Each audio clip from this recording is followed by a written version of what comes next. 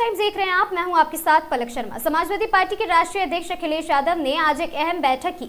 तमाम सांसदों की बैठक में निर्णय निकाला और जो लोगों ने वोट कट गए हैं उनको हम जोड़ेंगे। और उन्होंने कहा कि कई सांसदों से हमने बात करने की कोशिश की, लेकिन कुछ लोगों का नहीं बोला। लेकिन संभल के सांसद में युवा संसद में हमसे बातचीत की। उन्होंने कहा कि माननीय जी से हमारी बात हुई है। माननीय जी ने कहा है कि आगे उन्होंने कहा कि हमारे पीडीए कम कर रहा है और साथ ही करता भी रहेगा पीडीए आगे काम। और आगे की जानकारी वह अध्यक्ष किसी माननीय जिसे निर्णय पर की जाएगी, ये वक्त बताएगा। उनको नहीं रोक पाए तो ये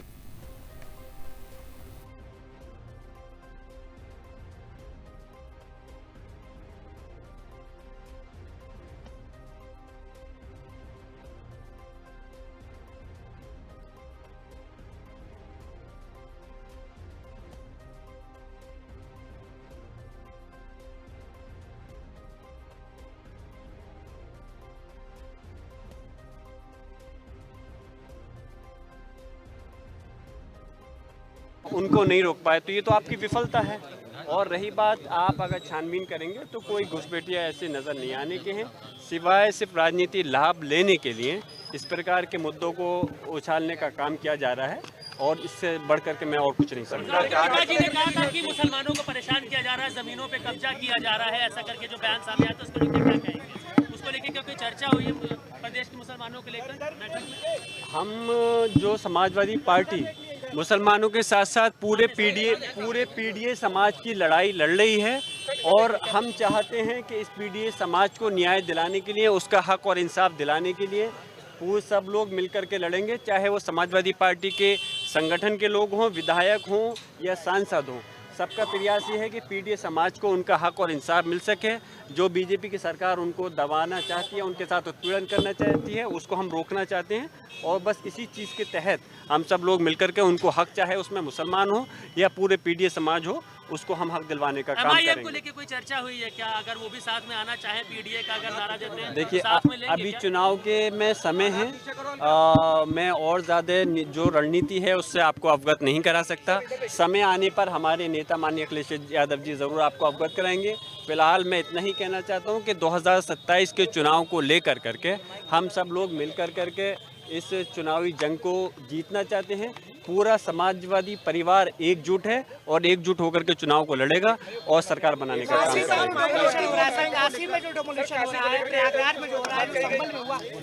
हम डिमोलिशन के खिलाफ पहले भी थे, आज भी हैं और डिमोलिशन के खिलाफ रहेंगे, क्योंकि पहले ही हमने कहा है कि ये देश लोकतांत्रिक देश है, संविधान के जरिए ही सरकार बनी हुई है।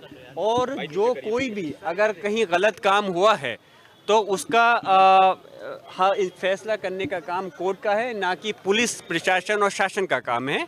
वो लोग सिर्फ अपनी रिपोर्ट बनाएं और बाकी उनको जनता को समय दें कि वो अपना कोर्ट के समय पक्ष रख सकें। मैं पूछना चाहता हूँ, या तो सरकार ये तय करे, जो पुलिस प्रशासन लगातार लोगों की छत छीनने का काम कर रहा है, या तो ये सरकार की मंशा है। सरकार की मर्जी के बगैर तो पुलिस प्रशासन काम नहीं कर सकता, लेकिन अगर ऐसा वो काम कर रहा है पुलिस प्रशासन, तो इसका मतलब वो लोगों की सरों की छत अपना हटाना चाहता है। और हमें अफसोस है कि बुलडोज़र नीति जो लगातार इस प्रदेश के अंदर और या जगह जगह देश में चल रही है, लोगों के घर और धार्मिक स्थलों को उजाड़ने के लिए, हम चाहते हैं कि कोर्ट के जरिए से उसका फैसला होना चाहिए, ना कि पुलिस प्रशासन अपने हाथ में ले। को लेकर उनसे ये पूछा गया नोटिस देके कि आप शंकराचार्य है कि नहीं है, ये मानिए। और वो कह रहे हैं कि हम शंकराचार्य नहीं मानते आपको। और अखिलेश यादव ने उनसे फोन पे बात भी की है। देखिए, मैं धार्मिक मसला है, लेकिन मैं इतना नहीं पढ़ना चाहता। मैं उनका सम्मान करता हूँ, वो अपने धर्म के उसमें एक बड़े शंकराचार्य हैं, तो मैं उनका सम्मान करता हूं। और उनके साथ में जो अपमान हुआ है, यकीनन वो एक अफसोस की बात है। किसी भी धर्म गुरु के साथ में या धार्मिक बड़े उन लोगों के साथ में इस प्रकार का अपमान नहीं होना चाहिए। मैं तो चाहता हूं एक आम आदमी के साथ भी अपमान नहीं होना चाहिए। और इस चीज़ से पूरे प्रदेश और देश के लोगों को एक चोट लगी है।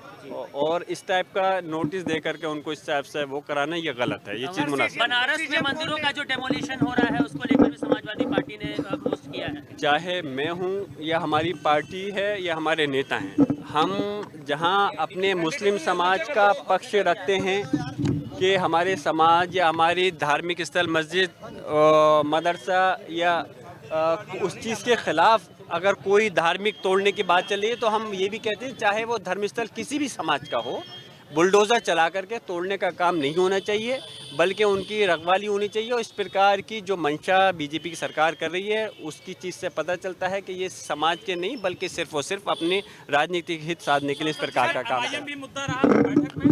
समय आने पर आपको जरूर अवगत कराएंगे। समाजवादी पार्टी के सबसे युवा नेता जो हैं ये हमारे साथ हैं, सबसे युवा सांसद हैं पुष्पेंद्र जी। आज बड़ी बैठक हुई है कि समाजवादी पार्टी के क्या निर्णय लेंगे? देखिए, आज निर्णय ये लिया गया कि 27 में किस तरीके से चुनाव जीता जाए और 27 की रणनीति किस तरीके से बनाई जाए। जो वोट काटे गए हैं और जो फर्जी वोट जुड़वाए जा रहे हैं उससे सुप्रीम कोर्ट भी जाने का काम करेगी समाजवादी पार्टी, क्योंकि यहाँ पे हक और हित की लड़ाई चल रही है और सरकार बनाने की लड़ाई चल रही है। सब समाज को लेकर के, सब अगड़े हों, पिछड़े हों, दलित और अल्पसंख्यक को, सबको लेकर के जोड़ने के सरकार बनाने के काम चल रहा है। जो एमआई की द्वारा ओवैसी के गठबंधन के क्या चर्चा हुई है? देखिए, उस पर कोई चर्चा नहीं है। हमारी रणनीति बिल्कुल सिंपल है। अगर यहाँ पे उत्तर प्रदेश में कोई भारतीय जनता पार्टी के खिलाफ चुनाव लड़ने का काम कर रहा है, उनके नीतियों के खिलाफ लड़ने का काम कर रहा है, तो समाजवादी पार्टी है, सबको मिल करके समाजवादी पार्टी का साथ देना चाहिए। 2024 के चुनाव को जिस तरीके से जीता गया था उत्तर प्रदेश में, उस तरीके से 27 के चुनाव को कैसे जीता जाए और पार्लियामेंट में मजबूती से उत्तर प्रदेश की आवाज़ कैसे उठाई जाए। उत्तर प्रदेश के लोगों की, नौजवानों की खास करके चर्चा हुई कि नौजवान जो जुड़ रहे हैं, नए वोटर बन रहे हैं, उनको किस तरीके से समाजवादी पार्टी से जोड़ा जाए, इस पर चर्चा हुई। देखिए, जो जिस समुदाय से आता है, जिस कास्ट से आता है, जिस रिलीजन से आता है और ख़ास करके जो नौजवान है, उनको ये बोला गया है कि नौजवानों को और जो अपने अपने समाज के लोगों को जोड़ने के लिए पार्टी। देखिए, जेन जी उसके लिए एक विजन इंडिया का प्रोग्राम जो चल रहा है माननीय राष्ट्रीय अध्यक्ष जी द्वारा, उसमें जो बताया गया है, जेन जी बहुत तरीके से हमारा सपोर्टर है, रहा है और मुझे लगता है कि अखिलेश यादव जी को ही अब नेता मानता है, एक यूथ नेता मानता है। तो खास करके जेन जी को बहुत, जितने भी हमारे यंग सांसद हैं उनको जिम्मेदारी गई है कि नौजवानों को जोड़ना चाहिए। और उत्तर प्रदेश में नौजवान ही आज सबसे ज़्यादा वंचित है, उनका घर बार सब खराब हो गया है, वो अनएम्प्लॉयड घूम रहा है। तो किस तरीके से वो परिवर्तन की लहर रहेगा 2024 में भी देगा, 27 में और मजबूती से चुनाव लड़ने का काम करेगा। सर, पीडीए परिवार और रायबरेली में इंडिया अलायंस के लोगों ने एक पोस्टर लगाया है अखिलेश यादव राहुल गांधी का, जिसमें उन्होंने उनको रोहित और कोहली जैसा उनको दिखाया है। 27 के चुनाव में दोनों को कप्तान घोषित किया, कैसे देखिए? देखिए, दोनों कप्तान हैं, अपनी पारी खेलेंगे। मुझे लगता है कि ये जो अलायंस है ये मजबूती से 24 में भी चुनाव लड़ा था और 27 में भी आगे चल के चुनाव लड़ेगा। समाजवादी पार्टी के राष्ट्रीय अध्यक्ष अखिलेश यादव पूर्व मुख्यमंत्री रह चुके हैं। 2027 के चुनाव को लेकर आज तमाम सांसदों की यहाँ एक बड़ी बैठक हुई थी। यहाँ मुख्यालय पे जो है विक्रम मार्ग पे जो समाजवादी पार्टी कार्यालय में, यहाँ पे सभी सांसदों को बुलाया गया था। सभी सांसदों को किया गया था कि 2027 में जिस तरीके से जो है लोगों का वोट कट रहेगा, उसको लेकर जो जागरूकता करने के लिए तमाम सांसद लोगों के लिए बुलाया गया था।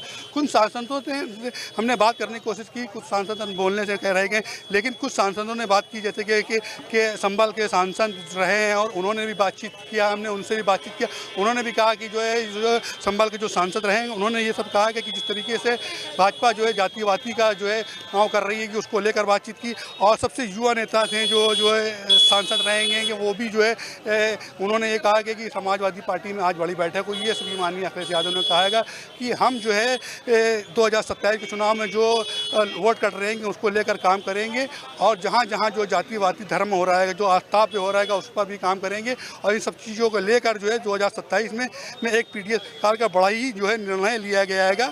आगे की क्या होगी देखने वाली बात है। कैमरा पर्सन अमित के साथ आगाज टाइम मोहम्मद एजाज।